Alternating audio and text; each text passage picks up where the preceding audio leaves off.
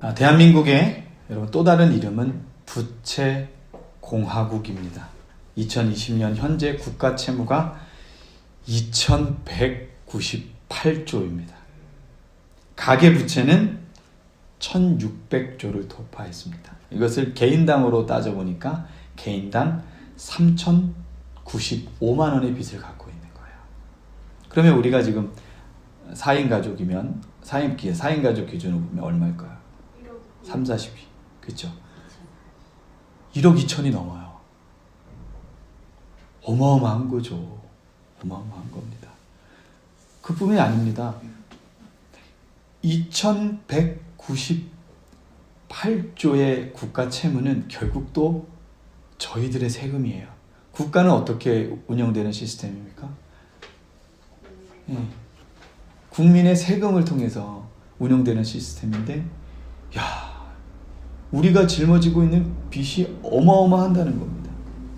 그런데 대한민국 시스템 자체가 전 국민을 빚쟁이로 지금 만들고 있다는 겁니다. 그럼 대학생에서부터 노년에 이르기까지 빚이 없는 사람이 없는 빚쟁이 천국이 바로 대한부채공화국, 우리가 사는 나라라는 겁니다. 2014년 학자금 대출 총액이 2014년도에 최고 정점을 찍었는데 그때가 10조 7천억이라는 거예요. 우리 대학생들이 4년 공부하고 졸업하는 동안에 전체를 모아보니까 10조 7천억 원의 빚을 지고 있다는 거예요. 어마어마한 거죠.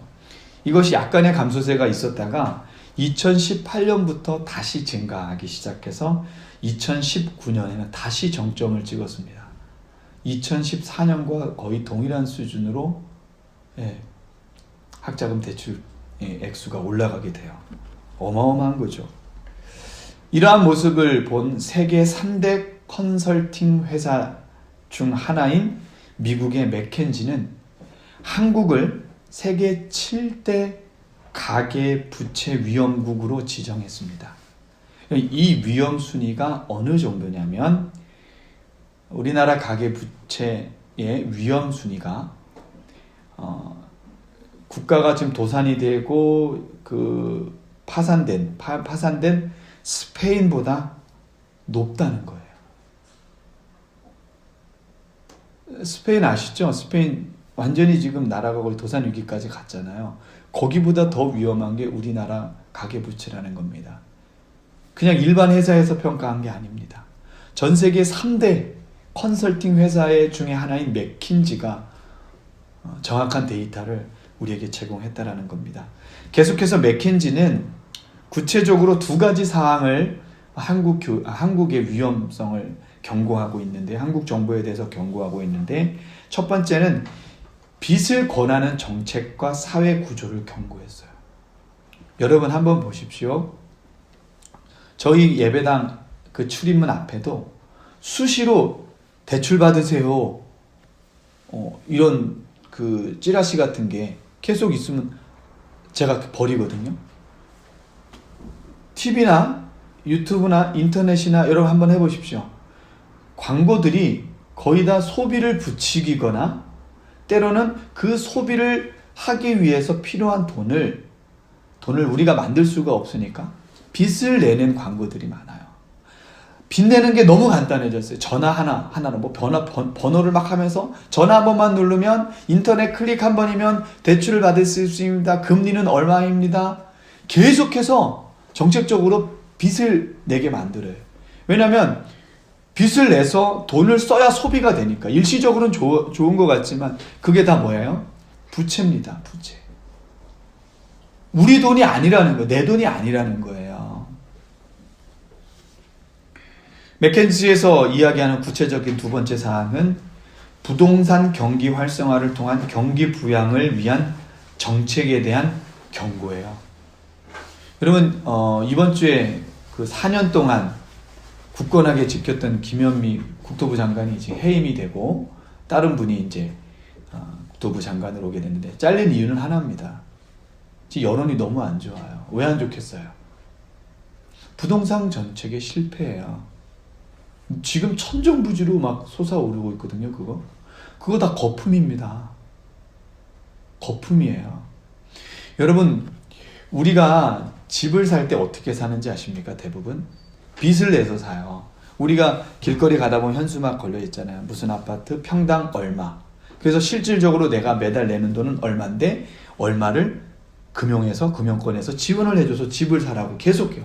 그 얘기는 뭐냐면 네 돈은 없고 빌려서 집을 사라라는 거예요. 그런데 여러분 가만히 생각해 보십시오. 그 집이 내 집입니까? 월세 내는 거랑 똑같아요. 매달 월세 내는 거랑 똑같이 내야 돼요. 에이, 목사님, 그러나 계속 내고 나면 나중에 내 집 되잖아요. 여러분 착각하시면 안 됩니다. 지금 우리나라는 부동산 버블이 왔어요. 부동산 버블이 왔다라는 거는 버블이라는 게 거품이잖아요. 이게 5만 원짜리인데 이게 16만 원으로 오른 거예요. 그러면 실제는 5만 원인데 16만 원을 올랐다니 11만 원어치가 버블이라는 거예요. 거품이라는 거예요. 거품이란 얘기는 뭐예요?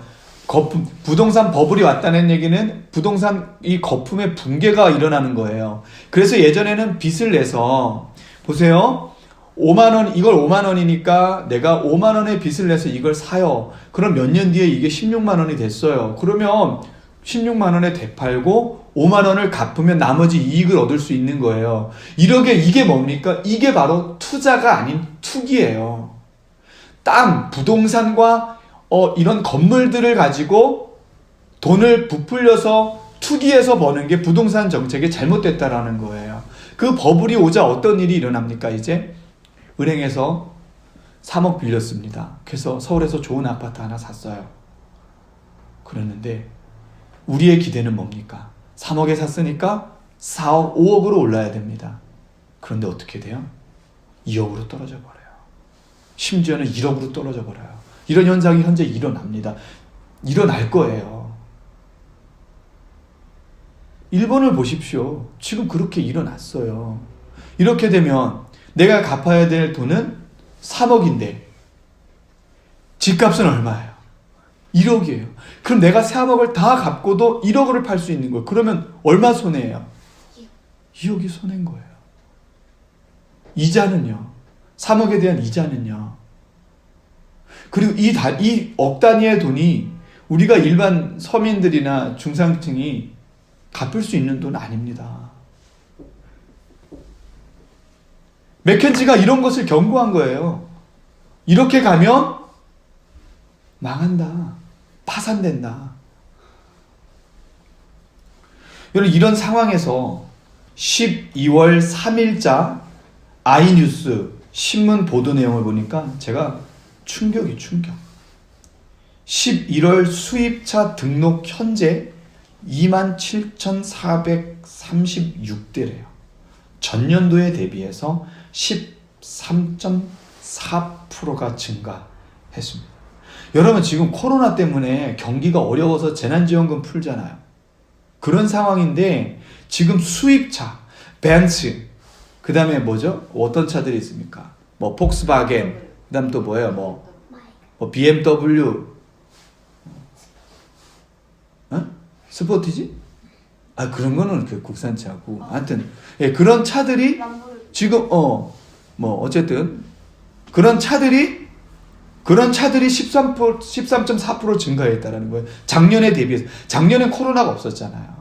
코로나 때문에 지금 어려워서 추경 예산을 해서 돈을 재난지원금을 소상공인들을 위해서 푸르는 이 상황 가운데서도 13.4% 늘었다는 거예요. 이 사람들이 뭘로 샀겠어요? 할부로 사는 거예요, 다. 할부로 사면 뭐예요? 빚이에요. 사람들이 어떤 소비 심리가 있냐면요. 경기가 어려워지면 어차피 어려운 거 내가 못했던 거 누리고나 살아보자. 그러고 빚을 냅니다. 왜요? 경기가 안 좋아지면 금리가 이제 작게 해서 빚을 자꾸 내도록 하니까 그 기회다. 빚 내서 막 그런 일들을 일으키는 거예요. 그런 일들을 하는 거예요. 여러분, 이게 일반 자영업자용 차량이 아닙니다. 개인 자가용이라는 사실을 여러분이 인식해야 돼요. 이 증가는 생계와 생업에 관련된 증가가 아니라는 거예요. 그래서 대한민국은 빚 중독 국가라는 겁니다. 빚에 대해서 경각심이 없어요. 빚에 대해서 아무 이 감각이 없어요. 그냥 필요하면 빚을 내는 거예요. 이것은 믿는 사람도 마찬가지라는 거죠. 이런 상황에서 우리 그리스도인들의 부채에 대한 성경적 개념을 우리가 좀 알 필요가 있다는 겁니다. 하나님께서는 성경을 통해서 부채에 대한 어떠한 시각을 가르쳐주고 우리에게 있는가. 분별 없이 강물에 쓸려 내려가다 보면 결국 파멸되는 겁니다. 성경은 여러분 빚을 죄라고 말하지는 않습니다. 그러나 피해야 할 대상임을 분명하게 말하고 있어요. 그렇다면 성경에서 말하는 부채에 대한 시각은 무엇일까? 그 첫 번째는 사람을 종으로 만든다는 거예요. 오늘 우리가 읽은 말씀 한번 읽어볼게요. 다시 한번. 잠언 22장 7절 말씀 시작. 부자는 가난한 자를 주관하고 빚진 자는 채주의 종이 되느니라. 여기 보면 채주의 종이 되느니라. 여러분 우리는 누구의 종입니까? 우리 그리스도인들은 누구의 종이에요? 하나님의 종입니다. 하나님의 종인데 오늘 잠언 22장 7절에 뭐라고 이야기합니까? 빚을 내면 어떻게 된다고요? 채주의 종이 되느니라 라고 가르쳐주고 있다는 겁니다. 우리 그리스도인들은 하나님의 종인데 그런데 빚이 생기면 사람들의 노예가 될 수 있다는 것을 경고합니다. 여러분 저는 이 말씀이 너무 많이 와닿아요. 이러한 실상들을 우리는 너무나도 지금 많이 보고 있는 것입니다. 여러분 생각해 보십시오. 빚이 생기면 그 빚을 다 갚을 때까지 발 뻗고 못 잡니다. 편안하게 못 자요. 교회 봉사 쉽지 않습니다. 이 빚을 빨리 갚아야 되기 때문에. 헌금, 하나님 앞에 드리는 헌금, 믿음을 드리는 헌금 드리기 어렵습니다. 예배 집중할 수 있을 것 같아요? 지금 빚이 그렇게 많은데 예배 집중 안 됩니다. 경건생활도 어렵습니다. 왜요? 빨리 빚을 갚아야 되니까. 그뿐만이 아니에요. 교회들이 건축하기 위해서 빚을 내잖아요. 처음에 교회가 건축할 때 빚을 낼 때는 여러분 VIP예요. 아이고 목사님 오셨어요. 아유 앉으십시오. 야 여기 차 좀 내와. 쳐내주고 그래 어떻게 할게? 금리는 얼마 되는데 이렇게 한번 내보십시오. 뭐 이렇게 한다고요. 그리고 이자를 건축했어요. 그래서 이자는 착착 내요. 이자만 잘 내도 가면 아이고 목사님 오셨어요. 이렇게 합니다. 그런데 어떻게 이자만 갚아요? 원금도 갚아야 되잖아요. 그럼 교회가 어려워지거든요. 교회가 할 수 있는 일이 다 묶여버리는 거예요, 그거에. 그러니까 교회는 예수님의 몸인데 예수님이 원하는 뜻대로 그 일을 해야 되는데 그걸 못 해버리는 거예요. 그러니까 어떤 일이 일어나는가? 빚을 다 못 갚는 일이 일어나는 거죠. 그러다면 어떻게 돼요? 목사님들 멍멍이 무시하듯이 무시합니다. 완전히 빚장이 그 태도가 바뀌어버려요. 얼마나 무서운지 모릅니다, 이거. 제가 아는 목사님은 이 빚 때문에 치아가 빠졌다. 얼마나 이게 계속 전화 옵니다. 전화 벨소리만 눌리면 막 경기가 일어나는 거예요. 자, 이자를 갚지 못하는 상황이 발생하면 그때부터 완전히 그 채주의 종이 돼버리는 거, 묶여버리는 겁니다. 상상할 수 없는 무시와 천대를 받게 되고 채무에 묶여서 교회는 아무것도 할 수가 없는 게 되는 거예요. 성도들은 어떨까요? 떠납니다. 다른 교회 찾아요. 내가 이 교회의 채무를 어떻게 감당합니까? 난 못해. 여러분, 아이고 헌신한다고요? 다 옛날 얘기입니다. 교회 다 떠납니다. 빚 없는 교회 찾아가요. 또 다른 상황. 이자만 잘 내면 여전히 VIP죠. 그러나 이것이 장기화되면 교회가 낸 이자가 원금을 넘어서 버려요. 이자를 잘 내서 VIP 됐는데 나중에는 이자가 내가 낸 원금보다 많아져요. 이거 지금 누구 돈 벌어준 겁니까? 은행 돈 벌어준 거예요. 여전히 그 교회 건물은 교회 것이 아니에요. 교회 것이 아니라 은행 것입니다. 건물의 실소유는 채권을 가진 은행 거라는 거죠. 이런 교회가 사회의 덕을 세울 수 있을까요? 그래서 오늘 성경은 너희는 하나님의 종인데 너희가 빚을 지게 되면 그 빚을 진 채주의 종이 된다. 그 빚의 종이 된다. 돈의 노예가 된다.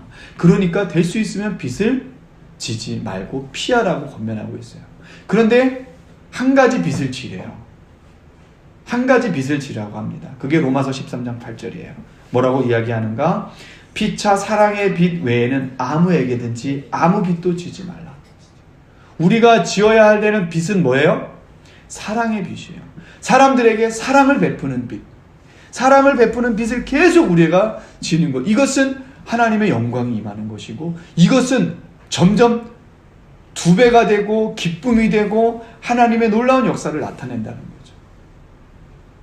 아멘. 오늘 우리가 그러한 사랑의 빚을 지는 우리가 되기를 소망합니다. 고린도전서 7장 23절에는 뭐라고 말씀하냐면 너희는 값으로 사신 것이니 사람들의 종이 되지 말라. 사람의 종이 되지 말라 그랬으니까 나는 하나님만 믿고 의지하지. 그런데 이걸 가르치면서 빚 내는 거에 대해서는 가르치지 않는다니까요. 빚을 내는 게 뭐라고요? 사람의 종이 되는 거예요. 사람의 종. 너무 급하면 이렇게 되더라고요. 제가 아는 목사님이 재정적으로 많이 어려움을 겪게 됐는데 막 너무나 머리가 아프고 힘든 거예요. 막 이걸 어떻게 갚을 방법이 없잖아요. 고심하고 있는데 며칠을 막 거의 막 피골이 상접해서 지내고 있는데 전화가 왔어요. 금리를 뭐 어떻게 해주고 하여튼 엄청난 제안을 해주는 거예요. 야, 상황이 지금 급한 상황이잖아요. 그래서 너무 좋아갖고 돈을 이렇게 갖고 뭐 갖고 입금해서 이렇게 했대요. 나중에 보이스피싱. 보이스피싱. 에이, 그 바보같이 누가 당해? 아니요. 빚에 눌리게 되다 보면 어떤 기회가 생기면 나도 모르게 그렇게 되는 거예요. 그분이 뭐 못 배운 사람입니까? 머리 얼마나 또 다 돌아가요. 그래도 그렇게 되는 거예요. 그러니까 이게 누구의 종 되는 겁니까? 돈의 노예가 돼버리는 거예요. 사람의 종이 돼버리는 거예요. 사람의 종이 되니까 하나님의 종으로 하나님께서 원하시는 일들을 우리가 할 수 있다 없다? 할 수 없다라는 거죠. 여러분, 이러한 사실을 우리가 기억했으면 좋겠습니다. 아멘. 두 번째는 욕심의 덫이라는 겁니다. 빚을 지는 것은 우리 욕심의 덫에 걸린다는 거예요. 시편 10편 3절을 보겠습니다. 제가 읽겠습니다. 시작. 악인은 그의 마음에 욕심을 자랑하며 탐욕을 부리는 자는 여호와를 배반하여 멸시하나이다. 여호와를 배반하여. 여러분, 덫이 뭐예요? 잡히는 거잖아요. 돈에게 잡히면 어떤 일이 일어나는가? 여호와를 배신한대요. 여호와를 배신하는데 이 배신하기 전에 일어나는 일이 뭐예요? 탐심이고 욕심이라는 거예요. 욕심과 탐심의 그 덫에 걸리면 여호와를 배반한다라는 겁니다. 바로 이 빚이라는 것이 우리 인간 안에 있는 욕심과 우리 인간 안에 있는 탐심의 덫을 놓는 결과라는 거예요. 그 덫에 우리가 걸려버리는 현상이라고 성경을 가르치고 있다는 겁니다. 빚은 성경의 가르침을 따라 살지 않는 불순종의 결과이며 저주라는 겁니다. 빚을 바라보는 우리들의 시각 안에 근본적인 문제는 탐심과 욕심이라는 덫이 있는 거예요. 성경에서 말하는 자족과 만족과 감사의 반대입니다. 여러분, 욕심이 잉태하면 어떻게 됩니까? 죄를 낳죠. 죄를 낳으면 어떻게 되죠? 사망이 이릅니다. 야고보서 1장 15절. 빚을 왜 낸다고요? 욕심. 야고보서 1장 14절에 이렇게 말합니다. 오직 각 사람이 시험을 받는 것은 자기 욕심에 끌려 미혹됨이니라. 미혹되는 것이 무엇에 끌린다고요? 욕심에 끌려서 그렇게 된다는 겁니다. 하나님의 말씀과 규례를 지키며 사는 사람들에게 빛은 불편하고 거치장스러운 쓸모없는 것임을 여러분 기억하시기 바랍니다. 아멘. 사탄이 만든 욕심의 덫은 어떤 식으로 만들어지는가를 구체적으로 좀 나눠보길 원하는데요. 저희도 이런 거에 좀 걸렸던 기억들이 좀 납니다. 첫 번째는 세 가지를 볼 텐데, 첫 번째는 현대사회의 모든 마케팅은 심리적인 요소가 들어갑니다. 현대 마케팅, 현대 광고는 다 심리적인 요소가 들어가요. 그래서 돈이 없는데도 빚을 내서라도 소비하게 만드는 거예요. 이 말의 의미는 우리 안에 있는 욕심과 탐심을 자극해서 우리를 사탄의 종으로 만들어 버린다는 것입니다. 여러분 한번 나가 보십시오. 버스에서조차 우리의 탐심과 욕심을 자극하는 소비 중심성들이 그대로 드러나요. 여러분 유튜브 잠깐 그거 뭐 몇 초 안 되는 영상들 나오잖아요. 그 광고들. 그 광고로 벌어들이는 수입이 어마어마합니다. 왜 유튜브 광고를 하겠어요, 사람들이? 이런 먹방이 뭐 그런 게 있다 그러더라고요. 뭐 먹방하는 그 유명한 유튜브들이 그 뭐라 그럴까?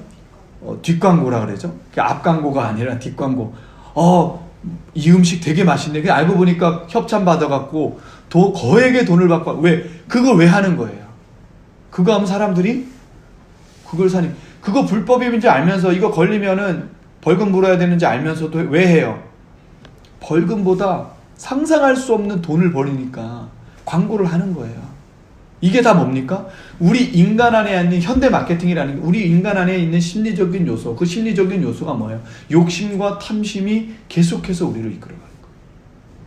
여러분, 자동차, 남자들은 이제 자동차 뭐 이런 거에 관심이 많잖아요. 자동차 그 광고 한번 보십시오. 상상을 초월해요. 영화보다 더 멋집니다. 영화보다 더 멋져요. 찡착 하고 요즘에 그 나오는 그 자동차들은 완전 다 장난 아닙니다. 최근에 현대에서 지금 그 전기차를 뭐라 하더라? 15분 충전해서 100km를 가는 그걸 개발하고, 야 진짜 우리나라는 정말 대단한 것 같아요. 기술력이. 지금 미국에 잘 나가는 거 테슬라인가? 그거를 압도하는 수준으로 현대가 지금 만들고 막 개발하고 있거든요. 그러니까 우리나라 사람들이 머리가 좋긴 좋아. 유대인들보다 머리 좋은 나라가 우리나라예요. 근데 이게 좋은 쪽으로 가야 되는데 이게 자꾸 사람들의 탐심과 욕심을 자극하니까 어떤 일이 일어납니까? 사람들이 그거 갖고 싶으니까 빚을 내는 거예요. 또 요즘에 어때요? 쉽게 빚을 낼 수 있도록 막 하니까 빚을 내버리니까 다 그래 버리는 거야. 이런 요소들이 이때 사탄이 우리의 욕심을 이런 식으로 자극한다는 겁니다. 두 번째는 여러분 IMF를 우리가 어떻게 극복하시는지 아십니까? 근무위기에서 극복했다고요? 참 우리나라 국민들 참 순진하고 어떻게 보면 참 성실해요. 저는 우리 국민들이 참 자랑스럽습니다. 어려울 때마다 집중해서 막 위기를 극복하는 우리나라. 태안반도에 기름 유출되니까 어마어마한 사람들이 거기다 전 세계에서 뭐라 그랬냐면 몇십 년 걸린다 그랬어요. 이거 처리하는데 이제 서해 바다는 죽은 바다라 그랬거든요. 그랬는데 어떻게 했습니까? 전 국민이 막 그 기름종이 들고 가갖고 기름 범벅이 되면서 다 닦아내는 거예요. 전 세계가 깜짝 놀라요. 전 세계가. 야 어떻게 이런 일이 일어나냐.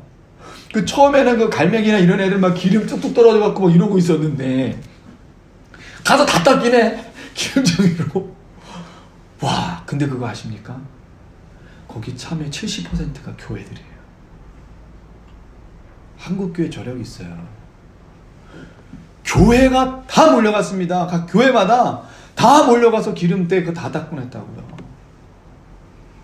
제가 2007년도에 신학교 다닐 때 신학교 우리 총학에서도 기름때 닦으러 간다고 버스를 총학 비용을 들여갖고 버스를 막 수십 대를 갖다 깔아놓고 학생들 전체 다 데리고 갔어요.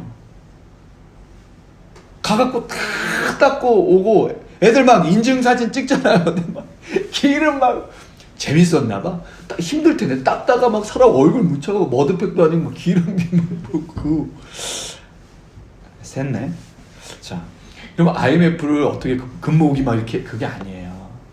IMF 극복 어떻게 했는지 아십니까? IMF 딱 터지자마자 그 몇 개월 안 돼서 어떤 일이 일어난지 아십니까? TV 광고에 희한한 광고들이 등장했어요. 중년의 남성이 멋진 옷을 입고 그 레스토랑 같은 데 딱 들어갑니다. 딱 들어가서 그 식사 같은 걸 딱 하고 계산을 하는데 그 당시에 장지갑이 유행했거든요. 장지갑을 딱 꺼내서 거기서 카드 한 장을 딱 꺼내요. 카드 한 장을 딱 꺼내면서 쫙 제출하면서 카드로 딱 결제를 해요. 그걸 보면서 사람들이 카드를 막 만들기 시작한 거예요. 그리고 그 당시 IMF다 보니까 현금이 없으니까 일단 카드부터 하는 거예요. 정부 차원에서 여러분 어마어마하게 카드를 많이 발행했습니다. 그 카드가 뭐예요? 빚이에요. IMF 여러분 어떻게 극복했냐면 실상입니다. 어마어마한 국가 채무를 누구에게 돌린 거예요? 가계에게 돌린 거예요. 국가 채무를 가계에 돌린 거예요. 그게 카드입니다. 무서운 거예요. 그것이 지금 IMF가 극복됐지만 잠깐 극복한 이후 15년 이상 지금 경기 침체로 이어지고 있는 거예요. 국가 채무가 우리 개인 채무가 돼버린 거예요. 그래서 국가 채무는 줄었는데 국가가 파산 위기를 넘겼는데 지금은 어떻습니까? 이 계속해서 빚을 만들어내는 이 방법들이 국가 채무와 가계부채가 상상할 수 없을 정도로 높아진 거잖아요. 이게 사탄의 방법이에요. 사탄의 경제 원리인 겁니다. 또 세 번째는 잘못된 기대의 결과에서부터 우리의 욕심의 덫이 걸리는 겁니다. 여러분, 투자를 통해서 큰 수익을 얻는 것을 성경은 복이라고 말하지 않습니다. 시편 128편에 뭐라고 말하는가? 복은 내가 수고한 대로 먹는 거예요. 내가 땀 흘린 만큼 내가 먹는 것, 그것이 여호와께서 우리에게 주신 복이다 라고 말하는 겁니다. 그런데 잘못된 기대는 뭡니까? 투기를 왜 해요? 빚을 왜 내요? 빚을 내는 이유는 투기해서 돈 벌려고 빚을 내는 현상들이 많거든요. 부동산 같은 경우. 그러다 보니까 우리 안에 있는 욕심이 자극되어서 빚을 내서 투기해서 돈을 벌. 지금 우리나라 졸부들 다 그렇게 돈 벌었어요. 그 바람에 우리나라 지금 구조가 부실 구조가 되고 지금 우리나라가 부채가 어마어마하게 늘어난 겁니다. 성경에서 말하는 건 뭐예요? 내가 수고한 대로 먹는 것, 내가 땀 흘린 것, 그러니까 정직한 것, 정직한 수입, 정직한 지출, 그것이 바로 여호와께서 우리에게 주시는 복인 것입니다. 아멘. 야고보서 4장 13절 14절에 이렇게 이야기합니다. 들으라, 너희 중에 말하기를 오늘이나 내일이나 우리가 어떤 도시에 가서 거기서 1년을 머물며 장사하여 이익을 보리라 하는 자들아, 내일 일을 너희가 알지 못하는도다. 여러분, 내일 일은 모릅니다. 성경은 우리에게 하루하루 자족하며 감사하며 만족하며 살아가라고 권면하고 있습니다. 이제 말씀을 마치도록 하겠습니다. 함께 신학교 다닌 형님이 있는데 그 형님의 간증이 참 제 마음이 아프게 했어요. 그 형님이 저보다 10살 정도 많았었는데 저도 29에 들어갔잖아요. 이분은 38, 39 그때쯤에 이제 신학교에 왔는데 그분이 그런 간증을 하더라고요. 사업을 했었대요. 근데 빚에 눌려서 결국 파산된 거예요. 사업이 파산됐는데 그때 하나님 앞에 어려서부터 열심히 이제 신앙생활 했으니까 하나님 앞에 가서 펑펑 울면서 기도했대요. 하나님 복 주셔야죠. 어려서부터 이렇게 열심히 신앙생활하고 봉사했는데 복 주셔야죠. 왜 나에게 이런 고통을 주십니까? 막 기도하고 있는데 하나님의 음성이 들리더랍니다. 어떤 음성인지 아세요? 내가 빚지라고 했냐? 내가 빚지라고 했냐? 그래서 그 형님이 펑펑 울면서 하나님 앞에 회개했다고 합니다. 너무나 쉽게 세상의 방법으로 빚을 내서 부하려 했던 이 모든 죄들을 하나님 앞에 회개하고 그리고 신학교 왔습니다. 신학교 오면서도 뭐 별의별 일을 다 하셨던 것 같아요. 결국에는 그 빚을 다 갚았어요. 나중에는 그 빚 때문에 기초생활수급 대상자까지 되고 그러면서 국가에서 하는 그런 정책들 여러 가지 다 활용하고 열심히 일해서 그 빚을 다 갚았습니다. 그리고 다 갚고 그 예배당 2천만 원 보증금 가지고 리모델링해서 그 예배당에 딱 들어가는데 그렇게 눈물이 나더래요. 그냥 눈물이 나더래요. 여러분, 성경의 경고를 우리가 좀 기억했으면 좋겠습니다. 빚을 내면 체주의 종이 됩니다. 더 이상 하나님의 종으로 살기가 어려워요. 빚을 내는 그 마음의 동기를 여러분 좀 살펴봐야 됩니다. 우리의 욕심과 탐심의 덫일 수 있다는 것입니다. 욕심내지 말고 여러분 이미 있는 것에 감사하며 자족하며 하나님의 종으로 살아가는 우리 모두가 되기를 소망합니다.